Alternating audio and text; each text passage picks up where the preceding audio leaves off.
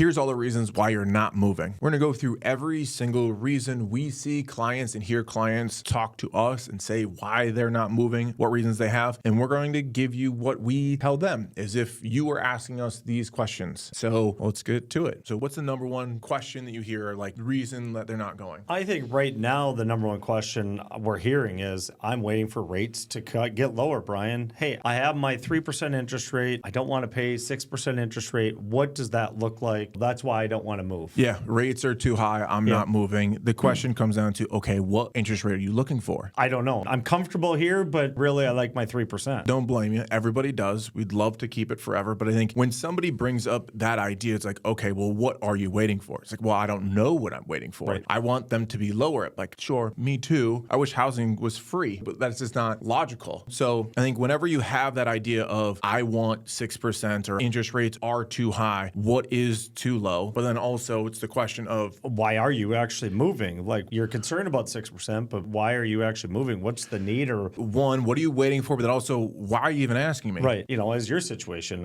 another kid on the way or whatever that may be, my family's changing, goes, okay, I want 3%. It's probably not going to happen. So why not now? Why not at 6%? Yeah. And I think that's the most important thing is like, okay, you're asking me for an interest rate. Are you saying the reason you're not is because of an interest rate? Well, what should we wait for? Does it make sense? Are interest rates going to get lower in the future? Do we know? I mean, those are a lot of theories there. But then also, I think the most important one that I realize when I say back to like, okay, do you know that if interest rates go down, that prices will most likely go up? Do you know what? Like, that's a thing. Most people don't understand that. It's like interest rates go down, prices go up because the cost of buying a house becomes significantly cheaper. So people can spend more on that house. It gives the buyer more buying power to be able to purchase. And they will. Yes. I mean, this is exactly what happened during the pandemic. Interest rates went to as low as they went, and then prices went up because of that. And there's a couple more factors involved, but I think understanding when you say, hey, the only reason why I'm not purchasing is because of an interest rate, well, what are we going to wait for then? Right. Understand what the consequences of that waiting for. Sure, I'm going to wait for rates to come down, but that comes to the next one. The prices are going to continue to go up. Well, I'm waiting for housing prices to come down. That would be the other objection we hear a lot of times is, well, this market's going to crash. I'm concerned about these prices are so high. I'm going to wait for prices to come down. Yeah. So on the pricing one, it's going, hey, I'm waiting for a crash. It's like, okay, why is there going to be a crash? I think there's going to be a crash. It's something we hear. Yeah, it's all the time. It's like,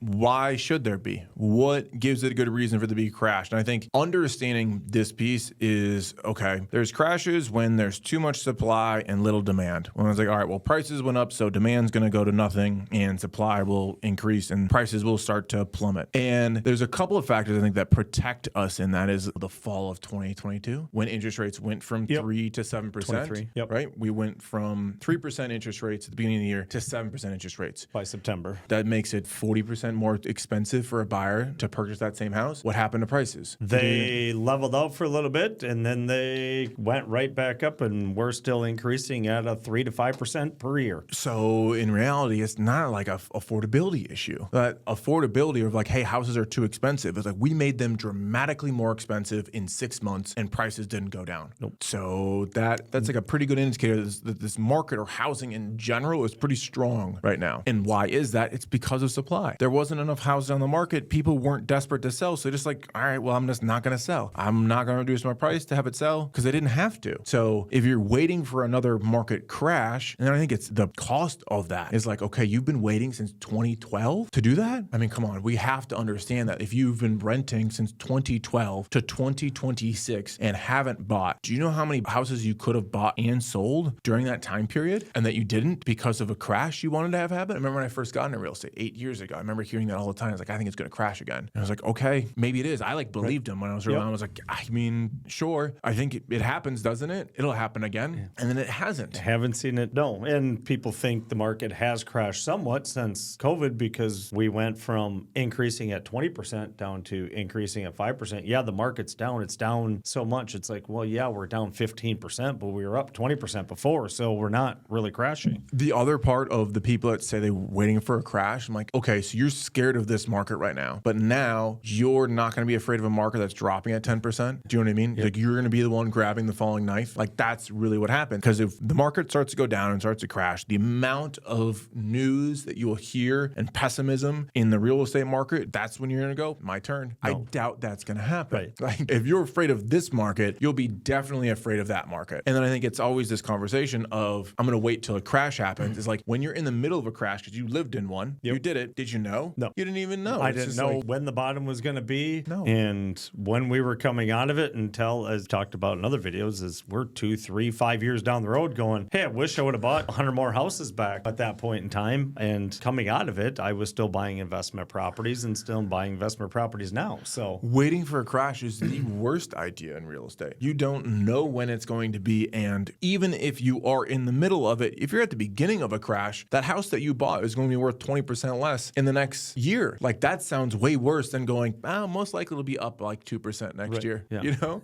like I'd much rather buy during that. Yes. Most likely. You gotta have a pretty high risk profile to go, hey, it's crashing. Oh, it's dropping at 15% every year. Yep. I'm in. Yep. Let's go. All right. So there's that one of I'm waiting for the housing market to collapse. Have fun. That ain't gonna work. we've talked prices, we've talked interest rates. What other objections? Yeah, I can't find what's on the market for me. Okay. Like I don't see what's out there for me right now. I mean, I think we run into that all the time. Yep, and that is inventory is low, so it's can we build it? Do we need to expand the search area? What are our options, or what parameters can we change to figure out what's going to work best for you? 9 times out of 10, I think when we answer with that one, it's like you're not looking in the right price range. It's usually what it is. Where it's like, hey, I don't see what's out there. I'm like, yeah, they don't make 10 acres with a pole shed and a brand new house for $400,000. That's why you're not seeing it. They're like, oh, well, it's not out there. I'm like, yeah, it's at $750,000. Right, That's or it is. it's in Hinckley. Yeah, or, you know, exactly. So I think every single time when somebody's like, I don't see the property that I like out there, it's like, that's because you're searching in the wrong price range. And they're like, oh, go up another $100,000 in price. And they go, oh yeah, this is the house that I want. It's there. It's just more expensive than you thought it was. Right. I think that's the thing with the inventory that we have right now. Is there a ton of options? No, there's not. But I think the idea of, hey, it's not out there. It's like, it's just like, it's literally typically just in a price range, just like a little bit more than they want it to be. And their thought is, this is the catch that I think a lot of people that maybe have been waiting for 3 or 4 years got themselves into. Let's say you click on Zillow and you get in touch with an agent and it's like that property, you know, that's like the unicorn one. They saw the one that was like $400,000 lake frontage, or like it's the pole shed and everything for $350. Then they're like, oh, okay, this property came up one time. And they're like, all right, I want to go see that. And like, I'm not ready. You know, went in multiple offers. I don't ever figure out how much it sold for, but I'm waiting for that property to come up again. And the agent on the other side of this phone is like, yeah, I'll keep searching. Let me set you up on a search. Let me find it for you. And knowing clear well, or maybe they have no idea. It's like the property that they inquired on that they think is out there is never going to happen again. That house sold for $100,000 more. Than it was they actually priced it listed at. appropriately. Yes. Like none of that. And they will sit there and wait. Like, I liked that property. I don't like any of the other ones, but it was just that one. If you have only seen one property in the last 6 months that you like, you're not looking at the right properties. You're not looking at the right price range. You have had a couple of properties that came on that were like, or talk to your real estate agent about sending you the sold properties of the ideal thing that you're looking for, and realize what price, hey, maybe they started here, but where did they end up? And that's the price range you need to probably really be searching in. yeah, this conversation changes when you get to like 900 plus.